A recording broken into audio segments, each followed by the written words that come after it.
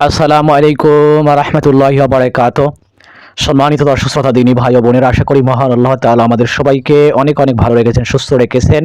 আলহামদুলিল্লাহ।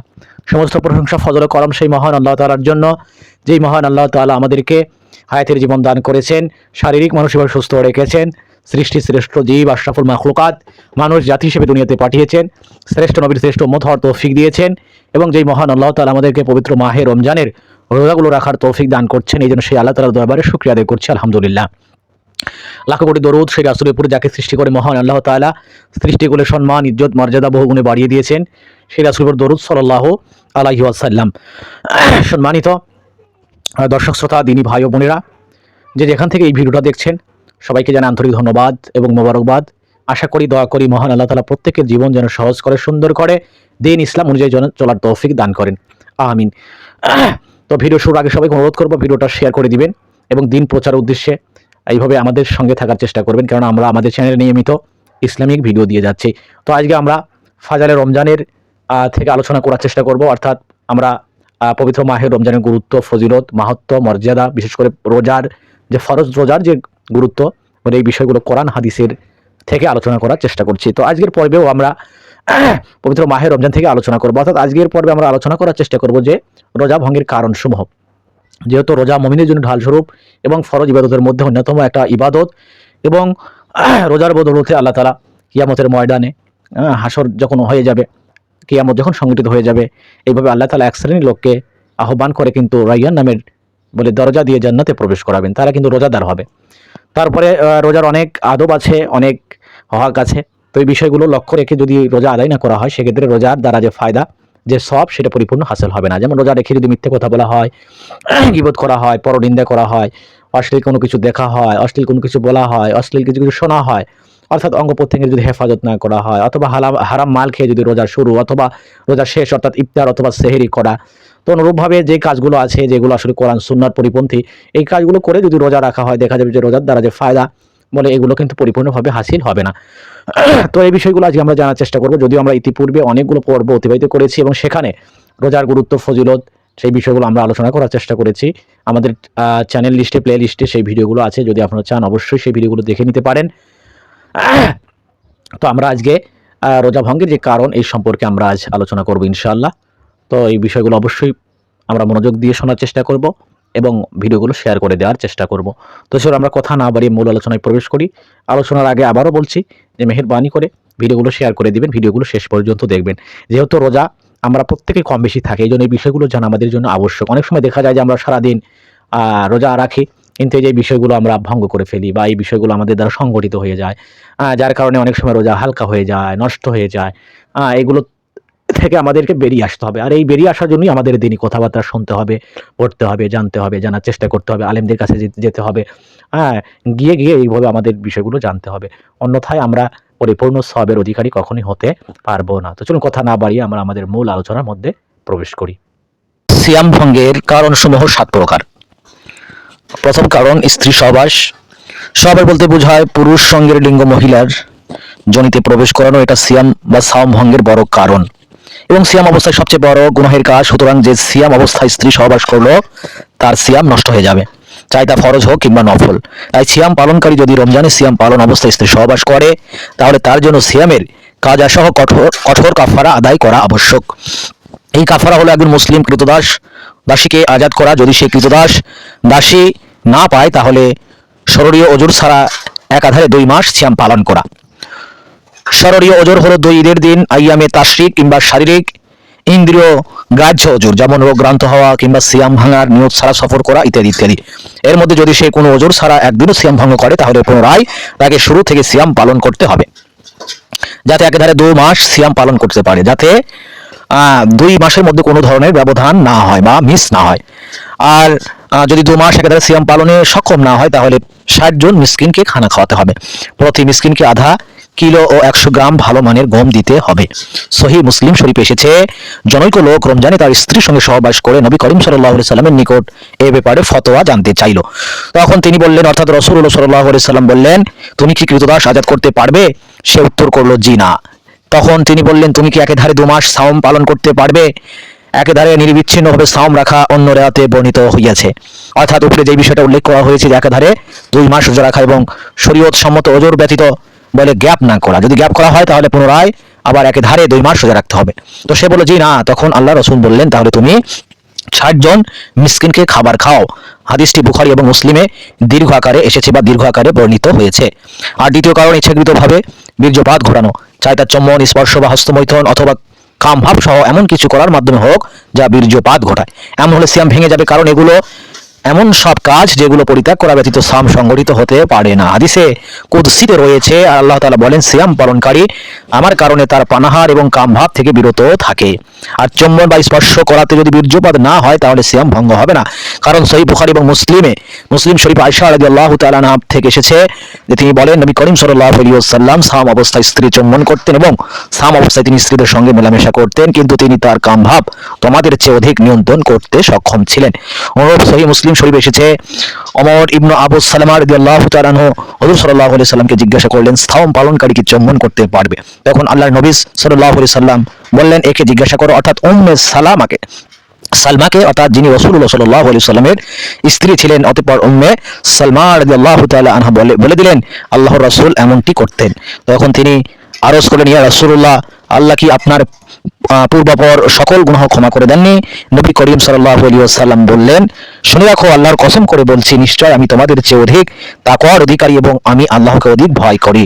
অবশ্য যদি সাওম পালনকারী চুম্বন বা অন্য কিছুর মাধ্যমে বীর্যপাতের আশঙ্কা বোধ করে কিংবা তাদের এই চুম্বন সহবাস পর্যন্ত পৌঁছিয়ে দেবে এবং সে তার কামে উত্তেজনাকে নিয়ন্ত্রণ করতে পারবে না, তখন তার উপর চুম্বন ও অন্যান্য আচরণগুলো হারাম হবে। এটা হচ্ছে অন্যায় পথ রুদ্ধ করা এবং সাওম ভঙ্গ থেকে সাওমকে হেফাজত করার জন্য। এই জন্যই আল্লাহর নবী সাল্লাল্লাহু আলাইহি ওয়াসাল্লাম সাওম পালনকারী ওযুকারীকে নাকের মধ্যে ভালোভাবে পানি টানার ক্ষেত্রে বাড়াবাড়ি করতে নিষেধ করেছিলেন, কারণ সাওম পালনকারী ভালোভাবে নাকে পানি দিলে পেটের ভিতরে পানি চলে যাবার আশঙ্কা আছে। তাই আল্লাহর রাসূল সাল্লাল্লাহু আলাইহি ওয়াসাল্লাম এরূপ করতে নিষেধ করেছেন, যাতে সাওম ফাসেদ না হয়ে যায়। তবে কোনো স্বপ্নদোষের মাধ্যমে কিংবা কোনো চিন্তা ভাবনা ছাড়াই যদি বীর্যপাত হয় তাহলে সাওম ভঙ্গ হবে না, কারণ স্বপ্নদোষ সাওম পালনকারীর ইচ্ছায় হয়নি। আর চিন্তা ভাবনার বিষয়টি ক্ষমাযোগ্য, কারণ রাসূলুল্লাহ সাল্লাল্লাহু আলাইহি ওয়াসাল্লাম বলেছেন, নিশ্চয় আল্লাহ আমার উম্মতকে ক্ষমা করে দিয়েছেন যা আমার উম্মত মনে মনে কল্পনা করে, যাবত তা বাস্তবায়ন করে কিংবা আলাপ করে। তৃতীয় কারণ, পানাহার করা বলতে যে কোনো প্রকার খাদ্য বা পানীয় দ্রব্য মুখ বা নাক দিয়ে ভিতরে প্রবেশ করানোকে বোঝায়। কারণ আল্লাহ তাআলা বলেন, তোমরা পানাহার করো যতক্ষণ না রাতের কালো রেখা থেকে ভোরের সাদা রেখা তোমাদের কাছে স্পষ্ট হয়, অতঃপর সিয়ামকে রাত পর্যন্ত পূর্ণ করো। সূরা আল বাকারা 187 নম্বর আয়াত। আর নাক দিয়ে কিছু প্রবেশ করানো পানাহারের মতোই, কারণ লাকিত ইবনে সুবরা রাদিয়াল্লাহু তাআলা আনহুর হাদিসে এসেছে, রাসূলুল্লাহ সাল্লাল্লাহু আলাইহি ওয়াসাল্লাম বলেছেন, তুমি ওযুর সময় নাকে ভালোভাবে পানি পৌঁছিয়ে দাও, অথচ সাওম পালনকারী হলে এমন করবে না। আর নাকে গন্ধের ঘ্রাণ নিলে সাওম ভাঙবে না, কারণ ঘ্রাণের এমন কোনো দৃশ্যমান শরীর নেই যা পেটের ভিতরে প্রবেশ করবে। আর চতুর্থ কারণ, পানাহারের অনুরূপ বস্তু গ্রহণ করা। এটা 2 ধরনের হয়ে থাকে। প্রথমত, সিয়াম অবস্থায় রক্তপাত কিংবা অন্য কোনো কারণে রক্তের প্রয়োজন হলে যদি রক্ত দেওয়া হয় তাহলে সিয়াম ভেঙে যাবে, কেননা পানাহারের পুষ্টির চূড়ান্ত পর্যায় হলো রক্ত, আর রক্ত গ্রহণের মাধ্যমে সেই পুষ্টি অর্জিত হয়। আর 2 নম্বর, যেসব ইনজেকশন খাদ্য এবং পানীয়ের বিকল্প তা প্রয়োগ করা হলেও সিয়াম ভেঙে যাবে, যদিও তা বাস্তবে খাদ্য এবং পানীয় নয়, কিন্তু খাদ্য পানীয়ের বিকল্প, সুতরাং তা খাদ্য এবং পানীয়ের বিধান রাখবে। আর যে ইনজেকশন খাদ্যের পরিপূরক নয় তা দ্বারা সিয়াম ভঙ্গ হবে না, যদিও ইনজেকশন মাংসপেশি কিংবা রগে নেওয়া হয়। এমনকি কণ্ঠনালীতেও যদি এর প্রভাব যায় তাহলেও সিয়াম ভঙ্গ হবে না, কেননা তা খাদ্য নয়, পানীয় নয়। তাছাড়া তা খাদ্য বা পানীয়ের অর্থেও পড়ে না, সুতরাং এর দ্বারা খাদ্য বা পানীয়ের বিধান প্রযোজ্য হবে না। আর খাদ্য বা পানীয় ছাড়া কণ্ঠনালীতে অন্য কোনো স্বাদের প্রভাব ধর্তব্য নয়। আর এজন্য আমাদের ফকিহগণ বলেন, যদি সাওম পালনকারীর পায়ে কোনো তিক্ত জিনিস ঘর্ষণের ফলে সে এর স্বাদ কণ্ঠনালীতে পায় তাহলে সাওম ভাঙবে না। শাইখুল ইসলাম ইবনে তাইমিয়া রাহমাতুল্লাহি আলাইহি তার হাকিকতুস সিয়াম রিসালায় বলেছেন, কোরআন ও সুন্নাহের দলিল প্রমাণাদিতে এমন কিছু আসেনি যার ভিত্তিতে দাবি করা যায় যে আল্লাহ এবং তার রাসূলের নিকট তাই সাওম ভঙ্গকারী বা মগজে পৌঁছে কিংবা শরীরে পৌঁছে কিংবা কোনো গহ্বর দিয়ে প্রবেশ করে অথবা মুখ গহ্বরে প্রবেশ করে কিংবা এমন ধরনের অন্যান্য বিষয়, যেসব বিষয়কে এই মতামতের প্রবক্তাগণ আল্লাহ এবং তার রাসূলের নিকটে এই হুকুমের মূল কারণ হিসেবে চিহ্নিত করে থাকেন, অর্থাৎ এগুলো কোনোটিই সাওম ভঙ্গের মূল কারণ হিসেবে প্রমাণিত হয়নি। তিনি আরো বলেন, যখন এটা প্রমাণিত হলো না যে আল্লাহ এবং তার রাসূল এসব বৈশিষ্ট্য বা কারণকে সাওম ভঙ্গ করার কারণ বলে নির্ধারণ করেছে, তখন কেউ যদি বলে যে আল্লাহ এবং রাসূল এগুলোকে সাওম ভঙ্গের কারণ নির্ধারণ করেছেন, তবে তা হবে আল্লাহর উপর না জেনে কথা বলা। আর পঞ্চম কারণ হলো সিংহের মাধ্যমে রক্ত বের করা। রাসূলুল্লাহ সাল্লাল্লাহু আলাইহি ওয়াসাল্লাম বলেছেন, সিংহা যে লাগায় ও যে সিংহা গ্রহণ করে উভয়ের সিয়াম ভঙ্গ হবে, উভয়েরই সিয়াম ভঙ্গ। যে সিংহা লাগাবে, যে সিংহা গ্রহণ করবে, উভয়ের সিয়াম অর্থাৎ রোজা ভেঙে যাবে। ইমাম বুখারী রাহমাতুল্লাহি বলেন, এই অধ্যায়ে এর চেয়ে অধিক বিশুদ্ধ হাদিস আর নেই। এই অধ্যায়ে এর চেয়ে, অর্থাৎ সিয়াম অধ্যায় বা সিয়াম ভঙ্গের কারণের যে অধ্যায়, এই অধ্যায়ে এর চেয়ে অধিক বিশুদ্ধ কোনো হাদিস আর নেই। আর এটা ইমাম আহমদ এবং অধিকাংশ ফকিহদের মাযহাব। সিংহা দ্বারা রক্ত বের করার অর্থে আরও রয়েছে শিরা কেটে রক্ত বের করা ও এ জাতীয় কর্মকাণ্ড, যা দিয়ে রক্ত প্রদান করলে শরীরে সিংহা দেওয়ার মতো প্রভাব পড়ে। সুতরাং ফরজ সিয়াম পালনকারীর জন্য কাউকে রক্তদান করা বৈধ নয়। সুতরাং ফরজ সিয়াম পালনকারীর জন্য কাউকে রক্তদান করা বৈধ নয়। তবে যদি এমন কোনো অত্যাবশ্যক অবস্থায় পতিত হয় যা ফরজ সিয়াম পালনকারীর রক্তদান দ্বারাই কেবল সমাধান হতে পারে, আর রক্ত দেওয়ার কারণে সাওম পালনকারীও ক্ষতি না হয়, তখন অত্যাবশ্যকতার কারণে রক্ত প্রদান করা জায়েজ হবে এবং সে ওই দিনের সাওম ভঙ্গ করবে ও পরবর্তীতে তা কাজা করে নিবে। অবশ্য নাক দিয়ে রক্ত পড়া, কফের সঙ্গে রক্ত বের হওয়া, অর্শ রোগের কারণে রক্ত বের হওয়া, দাঁত ওঠাজনিত কারণে রক্ত বের হওয়া, ক্ষতস্থান ফেরে রক্ত বের হওয়া কিংবা সুই দিয়ে খোঁচা দিয়ে রক্ত বের করা ও এ জাতীয় কাজে সাওম ভঙ্গ হয় না, কারণ এগুলো সিংহাও নয়, তার মতো নয়, কেননা এগুলো শরীরের সিংহের মতো প্রভাব ফেলে না। আর ষষ্ঠ কারণ ইচ্ছাকৃতভাবে মুখ ভরে বমি করা। বমি হচ্ছে পাকস্থলীতে খাবার বা পানীয় যা কিছু রয়েছে তা মুখ দিয়ে বের করে দেওয়া। বমি দ্বারা সাওম নষ্ট হয়, কারণ রাসূলুল্লাহ সাল্লাল্লাহু আলাইহি সাল্লাম বলেছেন, যে ব্যক্তির অনিচ্ছাকৃত বমি হলো তার উপর কোনো কাজা নেই, তবে যে ইচ্ছাকৃত বমি করলো সে যেন কাজা করে নেয়। ইচ্ছাকৃত বমি করলে সিয়াম ভঙ্গ হয়ে যাবে।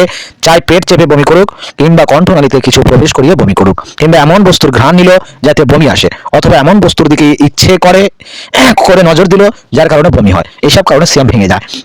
আর যদি কোনো কারণ ছাড়া বমি হয় তাহলে সাওমের কোনো ক্ষতি নেই। আর যদি পাকস্থলী বমি করতে চায় তাহলে সেটাকে চেপে রাখাও সাওম পালনকারীর জন্য আবশ্যক নয়, কেননা এটা তার ক্ষতি করবে, বরং সেটাকে তার অবস্থায় ছেড়ে দিবে, অর্থাৎ সে বমি করতে চেষ্টা করবে না, বমি বন্ধ করতেও চেষ্টা করবে না। আর সপ্তম কারণ হায়েজ অথবা ঋতু বা নেফাস অথবা সন্তান প্রসবের রক্ত বের হওয়া। কারণ রাসূলুল্লাহ সাল্লাল্লাহু আলাইহি ওয়াসাল্লাম বলেছেন, নারীর যখন হায়েজ হয় তখন সালাত আদায় করে না এবং সিয়াম পালনও করে না। তা নয় কি, যখন কোনো মহিলার হায়েজ হয় কিংবা নেফাসের রক্ত থেকে, তখন তার সাওম ভঙ্গ হয়ে যাবে, চাই সে দিনের শুরুতে দেখুক কিংবা শেষ ভাগে দেখুক, এমনকি যদিও তার সূর্য ডোবার এক ক্ষণিক আগেও হয়। আর যদি সে অনুভব করে যে রক্ত বের হওয়া শুরু হয়েছে কিন্তু সূর্য ডোবার পরেই শুধু সেটা বের হয়, তবে তাতে তার সাওম শুদ্ধ হয়ে যাবে। অর্থাৎ আর যদি সে অনুভব করে যে রক্ত বের হওয়া শুরু হচ্ছে কিন্তু সূর্য ডোবার পরেই শুধু সেটা বের হয়, তবে তাতে তার সাওম শুদ্ধ হয়ে যাবে। সাওম পালনকারীর উপর হারাম হবে উপরোক্ত সাওম ভঙ্গের কারণসমূহে যে কোনো একটি করা। যদি সাওমটি হয় ফরজ সাওম যেমন রমজানের সাওম, অথবা যদি সেটা হয় ওয়াজিব সাওম যেমন কাফারার সাওম ও মান্নতের সাওম। অবশ্য যদি সাওম ভাঙ্গার শরীয়তের ওজুর থাকে তাহলে সেটা ভিন্ন কথা, কারণ যে ব্যক্তি ওয়াজিব শুরু করে তার জন্য সহি কোনো ওজুর ছাড়া এটা পরিপূর্ণ করাটা আবশ্যক। তারপর যদি কেউ কোনো ওজুর ছাড়া রমজানের দিনের বেলায় এই হারাম সমূহের কোনো একটা করে বসে, তাহলে তার উপর বাকি দিন পানাহার থেকে বিরত থাকা এবং কাজা করা ওয়াজিব। অবশ্য অন্যান্য ওয়াজিব সাওমের ক্ষেত্রে শুধু কাজা করতে হবে, পানাহার থেকে বিরত থাকতে হবে না। আর যদি নফল সাওম হয় তাহলে কোনো ওজর ছাড়াই সাওম ভাঙা জায়েজ, কিন্তু সাওম পুরা করাই উত্তম। প্রিয় দিন ভাই বোনেরা, আপনারা সবাই আল্লাহর অনুগত্যের ব্যাপারে যত্নবান হন, পাপাচার হারাম থেকে বিরত থাকুন, আসমান এবং জমিনের সৃষ্টিকর্তার দিকে পরিপূর্ণভাবে প্রার্থনা করুন, তার দানের বিশেষ সময়গুলো যথাযথভাবে কাজে লাগান। তিনি অত্যন্ত দয়াশীল, তিনি মেহেরবান, দয়ালু, পরম করুণাময়। জেনে রাখুন যে আপনারা আপনার মাওলার অনুগত্যের যে সময় কাটিয়েছেন দুনিয়া থেকে, তাই শুধু আপনাদের প্রাপ্তি। সুতরাং সময় চলে যাওয়ার পূর্বে সময়কে গণিমত মনে করুন এবং তার যথাযথ সদ্ব্যবহার করুন। ক্ষতি আপতিত হওয়ার আগেই লাভকে বেছে নিন।